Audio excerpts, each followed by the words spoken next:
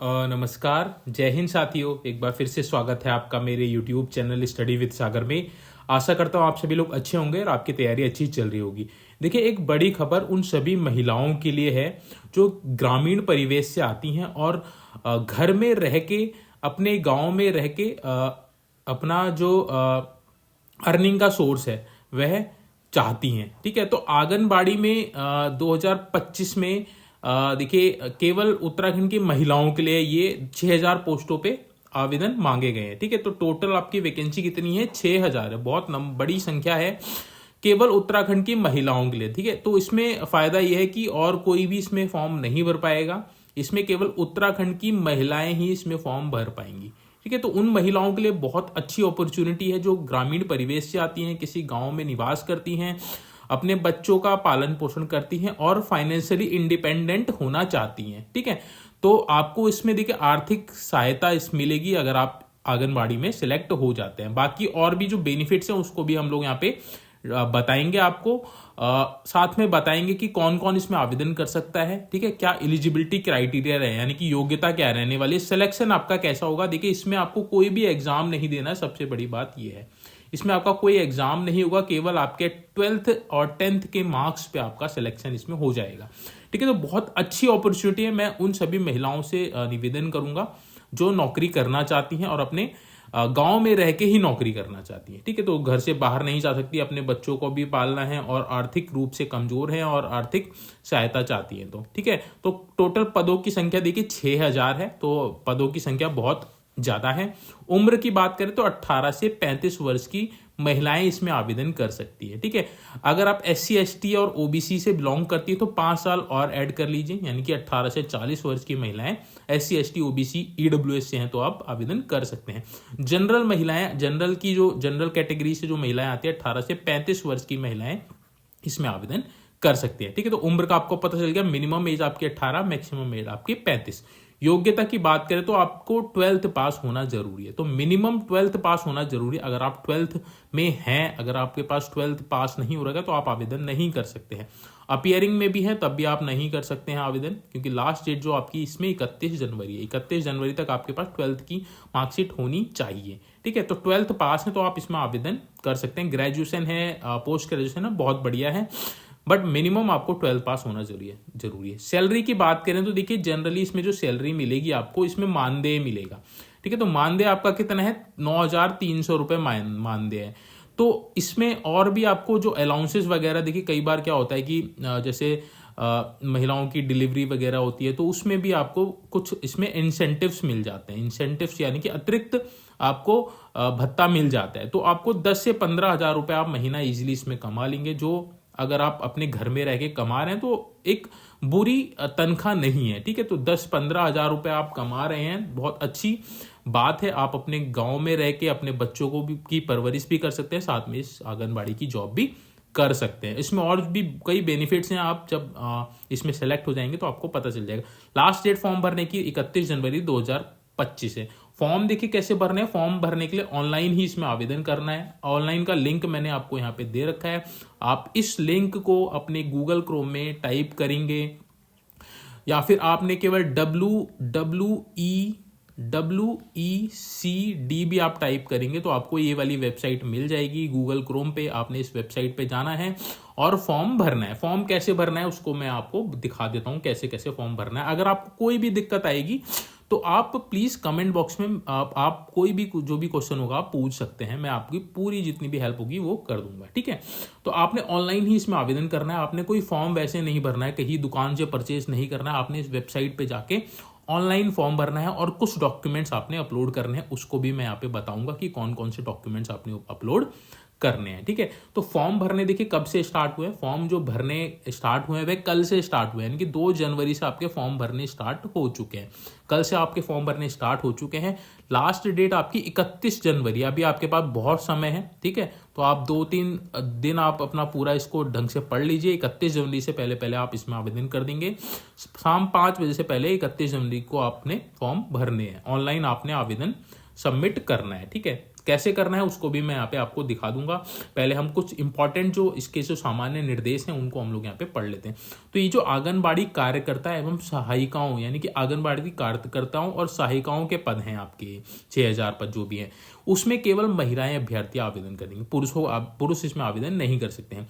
आवेदन केवल ऑनलाइन माध्यम से, जो मैंने वेबसाइट आपको बताई है इस वेबसाइट से ही प्राप्त किए जाएंगे।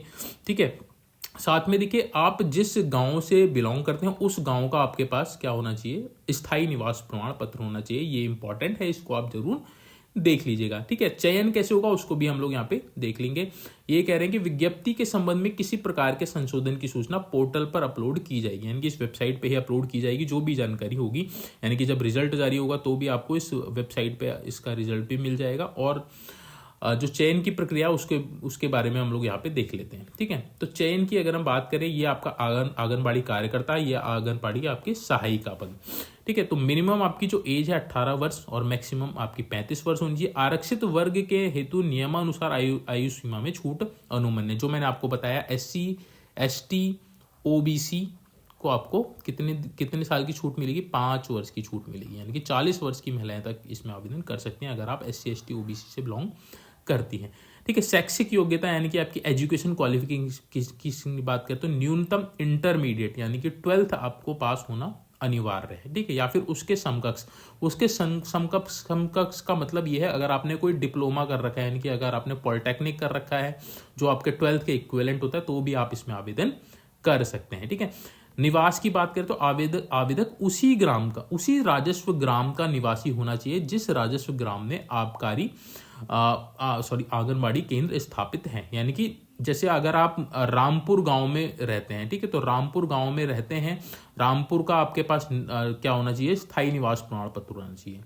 ठीक है, स्थायी निवास प्रमाण पत्र होना चाहिए आपके पास रामपुर गांव का। एक एग्जांपल दे रहा हूं, आप जिस भी गांव में आप रहते हैं उस गांव का आपके पास निवास प्रमाण पत्र होना चाहिए। तो उस आबकारी केंद्र में आपने क्या करेंगे, उसी आबकारी केंद्र में आपने अप्लाई करना है। ठीक है, तो जिस आबकारी केंद्र में आप अप्लाई कर रहे हैं उस गांव का आपके पास क्या होना चाहिए, स्थायी निवास प्रमाण पत्र होना चाहिए, तभी आप इसमें आवेदन कर सकते हैं।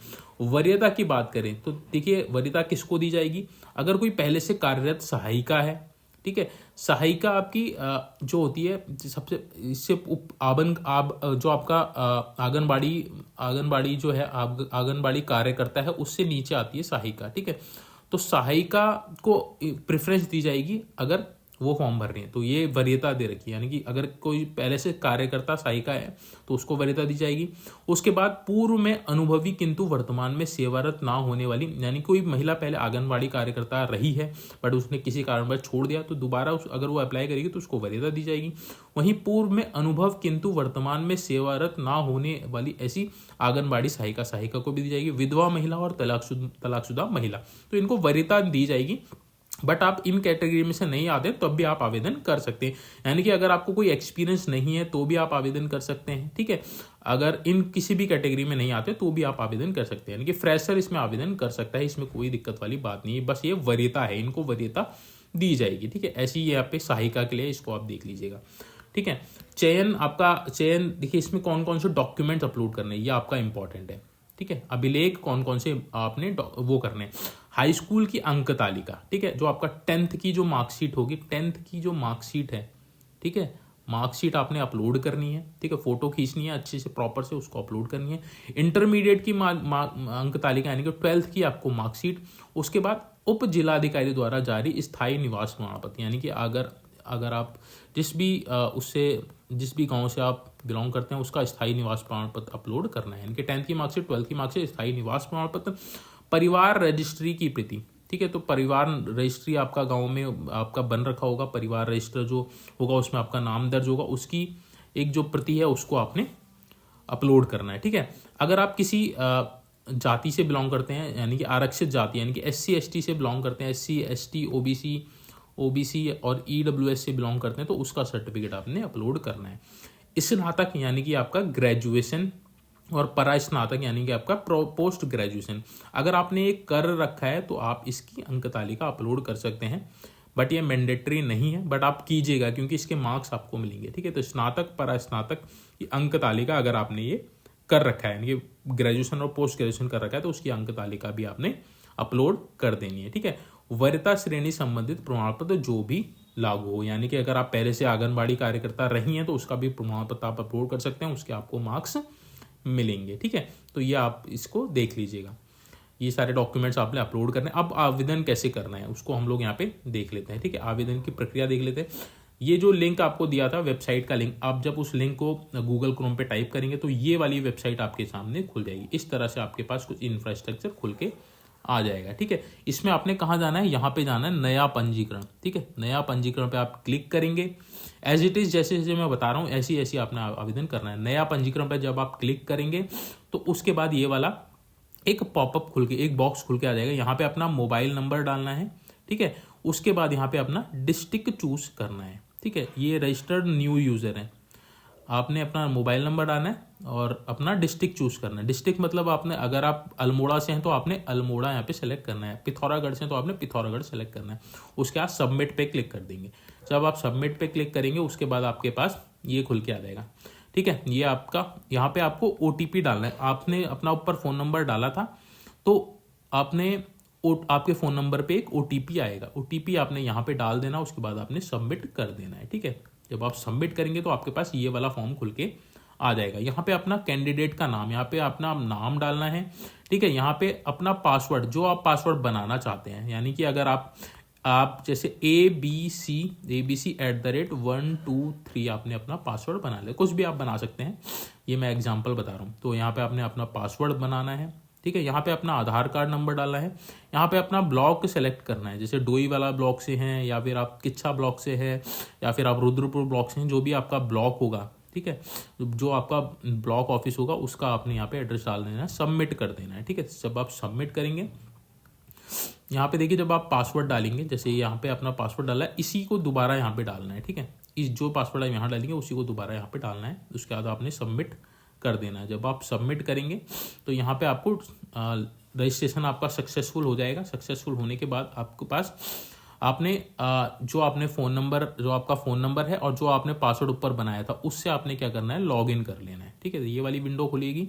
साइन इन पे आपने क्लिक करना है, यहाँ पे अपना फ़ोन नंबर डालेंगे, यहाँ पे पासवर्ड डालेंगे, साइन इन कर लेंगे। जब आप साइन इन हो जाएंगे, यानी कि आप लॉग इन हो जाएंगे, तो आपके पास इस तरह से फॉर्म खुल के आ जाएगा। ठीक है, अब यहाँ पे आपने देखिए, यहाँ पे आपका डिस्ट्रिक्ट का नाम आ रहा है, यहाँ प्रोजेक्ट नेम आ रहा है, सेक्टर आ रहा है, रेवेन्यू विलेज आ रहा है, AWC नेम आ रहा है, वैकेंसी आ रही है, आरक्षित वर्ग आ रहा है। ठीक है, तो उसके बाद आपने चूज कर लेना है कि आपका रेवेन्यू विलेज कौन सा है, आपका विलेज कौन सा है। मान लिया आपका विलेज किच्छा है तो आपने किच्छा सेलेक्ट कर लेना है। ठीक है, उस सेलेक्ट करने के बाद यहाँ पे आपने क्या करना है, यहाँ पे ऑप्शन आ जाएगा आपके पास, आंगनबाड़ी सहायिका पद के लिए आवेदन, ऐसे आएगा आंगनबाड़ी कार्यकर्ता पद के लिए आवेदन, आपने इस वाले पे क्लिक करना है। ठीक है, तो जो भी आपका गांव है, जैसे जो भी आपका विलेज है, जैसे यहाँ बंगाल विलेज आ रहा है, ठीक है, यहाँ बरकोत माफी विलेज आ रहा है, उसके अंदर आपका क्या आ रहा है, AWC नेम आ रहा है, मंगाई फलसुआ, ये आपके गांव के नाम आ रहे हैं, वो आपने देख लेना है। ठीक है, तो आप जिस भी गांव से बिलोंग करते हैं, जिस भी एरिया से बिलोंग करते हैं, उसके आगे आपके पास ये ऑप्शन आएगा रेड वाला, आपने इस पर क्लिक करना है। इस पर जब आप क्लिक करेंगे उसके बाद आपके पास ये वाला फॉर्म खुल के आ जाएगा। उसके बाद अपने यहाँ पे आपकी व्यक्तिगत जानकारी डालनी, ये तो आपके पास ऑलरेडी आएगा। डिस्ट्रिक्ट आपका आ गया, प्रोजेक्ट आ गया, रेवेन्यू विलेज आपका गांव आ गया, या आपका आंगनबाड़ी सेंटर नाम आ गया, आपका पोस्ट, जिस पोस्ट के लिए आपने आवेदन किया है। ठीक है, उसके बाद आपने यहाँ पे आपने क्या करना है, ये तो आपके ऑलरेडी आ जाएगा। उसके बाद आपने अपनी माता का नाम डालना है, ये जो नाम डालेंगे आप अपने, जो मार्कशीट है आपकी 12th की मार्कशीट, 10th की मार्कशीट, उसके अकॉर्डिंग आपने डालना है। यहाँ पे अपने पिता का नाम डालेंगे। वैवाहिक स्थिति, यहाँ पे आपने मैरिड, अगर आप मैरिड हैं तो मैरिड, अनमैरिड है तो अनमैरिड। अगर आप मैरिड हैं तो आपने अपने यहाँ पे पति का नाम डालना है, अनमैरिड तो आपने अपने पिता का नाम डालना है। उसके बाद आप यहाँ पे आपने क्या डालना है, डेट ऑफ बर्थ डाल देनी है। ठीक है, डेट ऑफ बर्थ डाल देंगे। उसके बाद आपने क्या करना है, वरीयता की जानकारी। ठीक है, वरीयता की जानकारी यानी कि क्या आप वर्तमान में कार्यरत सहायिका है, अगर हैं तो हाँ कर देना, अदरवाइज आपने नहीं कर देना है। ठीक है, नेक्स्ट वाला जो पॉइंट है, क्या आप पूर्व में उत्तराखंड आंगनबाड़ी कार्यकर्ता के रूप में कम से कम 1 वर्ष की अवधि तक कार्यरत रही हैं, अगर आप रही हैं तो ठीक है, अदरवाइज आपने नहीं पे टिक कर देना है। ठीक है, नहीं टिक कर देंगे। उसके बाद आगे बढ़ेंगे। उसके बाद आगे यहाँ पे क्या करना है, शैक्षिक योग्यता आपने डालनी है। ठीक है, 10th आपने यहाँ पे आपने नाम डालना है बोर्ड विश्वविद्यालय का नाम, यानी कि अगर आपने उत्तराखंड से कर रखा तो यहाँ पे आ जाएगा आपका उत्तराखंड बोर्ड या फिर उत्तराखंड स्टेट गवर्नमेंट बोर्ड, इस तरह से आएगा, आप चूज कर लीजिएगा। यहाँ पे आपका ऑप्शन दिख जाएगा। यहाँ पे आपने डालना है ईयर, किस ईयर में आप पास हुए। मान लिया आप 2018 में पास हुए तो यहाँ पे आपने क्या डाल देना, 2018 डाल देना है। कितने मार्क्स आपने प्राप्त किए, यहाँ पे आएंगे आपको कितने मार्क्स मिले, और यहाँ पे आएगा कितने में से मिले। यानी कि अगर मान लिया आपको 500 में से 250 मार्क्स मिले, ठीक है, तो 250 आपका यहाँ पे आ जाएगा, 500 आपका यहाँ पे आ जाएगा। ये आपकी परसेंटेज ऑटोमेटिक कैलकुलेट होके आ जाएगी। ऐसे आपने 12th का डालना है, यहाँ पे ईयर डालना है, कितने मार्क्स मिले, कितने में से मिले, ये आपका ऑलरेडी आ जाएगा। ऐसे ही अगर आपने ग्रेजुएशन कर रखा है तो आपने डालना है, स्नातकोत्तर यानी कि पीजी कर रखा है तो आपने डालना है, अगर आपने नहीं कर रखा है तो नहीं डालना है, अगर आपने कर रखा है तो जरूर इसको डालिएगा, ठीक है। ये सारी डिटेल आपने डाल देंगे। उसके बाद आपने लास्ट स्टेप आपने क्या करना है, यहाँ पे अपने डॉक्यूमेंट्स अपलोड करें। डॉक्यूमेंट्स आपको क्या करना है, फोटो अपलोड होगी आपकी, ठीक है, फोटो अपलोड होगी, आपके हस्ताक्षर अपलोड होंगे। व्हाइट पेपर लेना, व्हाइट पेपर में अपने साइन कीजिएगा, उसकी फोटो खींचिएगा प्रॉपर, उसको क्रॉप करके इसको अपलोड कर दीजिएगा, ठीक है। ऐसी फोटो आपकी, अगर आपके पास कोई फोटो है पासपोर्ट साइज, उसको प्रॉपर अच्छे से क्लिक कीजिए, फोटो खींचिएगा अपने मोबाइल से, उसको क्रॉप कर लीजिएगा अच्छे तरीके से और उसको अपलोड कर दीजिएगा। ऐसी परिवार रजिस्टर की नकल आपने अपलोड करनी है, ठीक है। ऐसी स्थायी निवास अपलोड करना है और अनुभव प्रमाण पत्र अगर आपका है तो आपने अपलोड करना है। तो इतने डॉक्यूमेंट्स आपने अपलोड करने हैं, ठीक है। तो ये डॉक्यूमेंट जब अपलोड हो जाएंगे तो इस तरह से आपको दिख जाएगा। उसके बाद आपने यहाँ पे प्रोसीड पे क्लिक करना है, ठीक है। प्रोसीड पे जब आप क्लिक करेंगे तो आपको एक बार आपको प्रीव्यू का ऑप्शन देगा, यानी कि जो आपने फॉर्म भरा है उसकी संपूर्ण जानकारी यहाँ पे दिखाएगा, ठीक है। उसके बाद आपने क्या कर देना है, आपने no mistake proceed for final submission, ठीक है, इस पे आपने टिक करना है, इस पे आप क्लिक करना है, आपका जो फॉर्म होगा वो भर जाएगा। इस फॉर्म के लिए देखिए आपने कोई भी फीस आपने नहीं देनी है, ठीक है। तो फीस इसमें कुछ भी नहीं है, फीस इसमें नो, किसी भी कैटेगरी की महिलाओं को इसमें कोई फीस नहीं देनी है, ठीक है। तो इस तरह से आपने आवेदन फिल करना है। इसका लिंक मैं अबाउट सेक्शन में और अपने जो वीडियो है उसके डिस्क्रिप्शन में दे दूंगा, आप डायरेक्ट उस लिंक पे क्लिक करके अपना फॉर्म भर सकते हैं, ठीक है। अगर आपको कोई भी दिक्कत आएगी तो प्लीज़ कमेंट बॉक्स में मेंशन जरूर कर दीजिएगा, जो भी आपका डाउट होगा उसको मैं क्लिक कर दूंगा। साथ में आप टेलीग्राम चैनल भी ज्वाइन कर सकते हैं, जो भी आपका क्वेश्चन होगा आप टेलीग्राम पे भी उसको पूछ सकते हैं, ठीक है। वहाँ मैं आपको पर्सनली बता दूंगा जो भी आपका डाउट होगा, ठीक है। तो जो भी महिलाएं देखिए एलिजिबल हैं, गांव में रहती हैं या शहर में रहती हैं और उनके गांव में शहर अब उनके कस्बे में आंगनबाड़ी केंद्र है जिसमें वह कार्य करना चाहती हैं, ठीक है, तो वो इसमें आवेदन कर सकती हैं। इसमें देखिए 10 से 15 हज़ार रुपये ईजिली आपको मिल जाएगा सैलरी, और भी अच्छी अच्छी इसमें सुविधाएं आपको मिलेंगी। ड्यूटी आपकी क्या रहती है, आंगनबाड़ी केंद्र में आपने रहना है, ठीक है। आपका जो भी आपका आंगनबाड़ी केंद्र का जो भी आपका जो गांव है, उस गांव में जितनी भी आपकी महिलाएं हैं, बच्चे हैं, जो गर्भवती महिलाएं हैं, उनके जो डिलीवरी वगैरह होने वाली होती है, तो उनमें उनकी मदद करना, उनका रिकॉर्ड रखना। जब उनका मतलब डिलीवरी हो जाती है तो बच्चे जब तक 6 साल तक नहीं हो जाते तो उनका रिकॉर्ड रखना, ठीक है। और उनको जो भी उनकी आवश्यकताएं होती हैं उनका टीकाकरण करना, ये सारे कार्य आपके रहते हैं, ठीक है। बाकी आंगनबाड़ी कार्य में, आंगनबाड़ी केंद्र में आपका जो भी आपके जो डॉक्यूमेंट्स होंगे उसके रख रखाव करना, ठीक है। बाकी जो गर्भवती महिलाएं होती हैं उनको जानकारी देना, उनको क्या खाना है क्या नहीं खाना है, उनको पोषण के बारे में उनको बताना। तो ये सारी आपकी ड्यूटीज़ रहेंगी, ज़्यादा हार्ड आपकी ड्यूटी रहेगी नहीं, ठीक है। तो आप अपने बच्चों की देखभाल भी कर सकते हैं और अपनी ये आपकी नौकरी भी कर सकते हैं। इसमें देखिए 60 साल तक आप नौकरी कर सकते हैं, ठीक है। तो 60 साल बाद आप इसमें रिटायर होंगे। बाकी इसमें देखिए जो आपका जो सैलरी मिलेगी अभी जो 9,300 मिलती है, ये तो आपकी फिक्स मानदेय है, ठीक है। बाकी इसमें आपको इंसेंटिव भी मिलेगा, साथ में ये समय समय पे सरकार द्वारा इसको किया जाता है, इंक्रीमेंट भी किया जाता रहता है। अगर आप 10 साल तक आपने आंगनबाड़ी कर लिया तो आपकी 15,000 तो सैलरी वैसे ही हो जाएगी, ठीक है। 10 साल की अगर सर्विस हो जाती है तो 15,000 आपको मानदेय इसमें मिलता है। बाकी इसमें समय समय पे देखिए आगे आप और भी इसमें सैलरी इंक्रीमेंट होगा, 100% होगा, तो आप ज्वाइन कर सकते हैं, कोई इसमें दिक्कत वाली बात नहीं है, ठीक है। ये थी देखिए आज की अपडेट इम्पॉर्टेंट आंगनबाड़ी भर्ती 2025 के संबंध में। 6,000 पद हैं, 12th वाले इसमें आवेदन कर सकते हैं, केवल उत्तराखंड की महिलाओं के लिए वैकेंसी है। तो आप आवेदन जरूर कीजिएगा अगर आपको लगता है कि आप आवेदन करना चाहती हैं तो ठीक है। प्रोसीजर मैंने आपको कंप्लीट बता दिया है, लिंक मैं आपको डिस्क्रिप्शन में दे दूंगा, डायरेक्ट लिंक आपको वहाँ से मिल जाएगा। डॉक्यूमेंट्स अपलोड करने में या फॉर्म भरने में कोई भी दिक्कत आएगी तो कमेंट बॉक्स में मेंशन जरूर कीजिएगा, उसका सॉल्यूशन मैं आपको प्रोवाइड करा दूंगा। Thank you so much for watching this video.